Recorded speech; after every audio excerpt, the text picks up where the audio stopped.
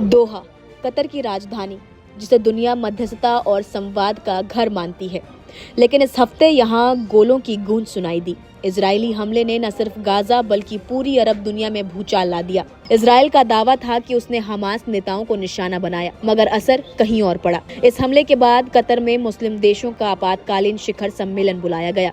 लगभग 60 देशों के नेता और प्रतिनिधि पहुंचे।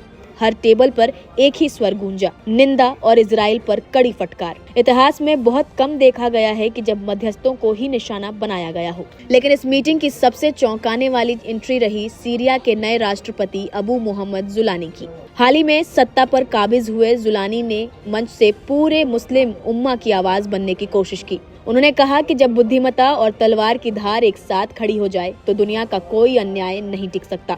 जुलानी ने खुद को सिर्फ सीरिया का नहीं बल्कि पूरे मुस्लिम जगत का प्रतिनिधि बताने का दावा किया। कतर के अमीर ने भी साफ कहा कि ये हमला सिर्फ दोहा पर नहीं बल्कि पूरी अरब अस्मिता पर है। तुर्की, मलेशिया और पाकिस्तान ने अमेरिका से मांग की कि वो इजराइल पर लगाम लगाएं। कुछ देशों ने यहाँ तक सुझाव दिया कि तेल सप्लाई सीमित की जाए। मिस्र और जॉर्डन ने चेतावनी दी कि ये अब सिर्फ इजराइल हमास का युद्ध नहीं रहा बल्कि अरब एकता बनाम इजराइल की आक्रामकता की जंग है। और इसी बीच यमन से एक नया मोर्चा खुला। हूतियों के गढ़ में घुसे इजरायली फाइटर जेट्स को वहां के एयर डिफेंस ने पीछे हटने पर मजबूर कर दिया। जवाबी कार्रवाई में हूतियों ने हाइपरसोनिक मिसाइल दागी जो इजराइल तक जा पहुंची। रात के अंधेरे में यरूशलेम की सड़कों पर सायरन बजने लगे। लोग बंकरों में छिपते नजर आए। ये पहली बार था जब हूतियों ने इतनी तेज और आधुनिक मिसाइल का इस्तेमाल किया।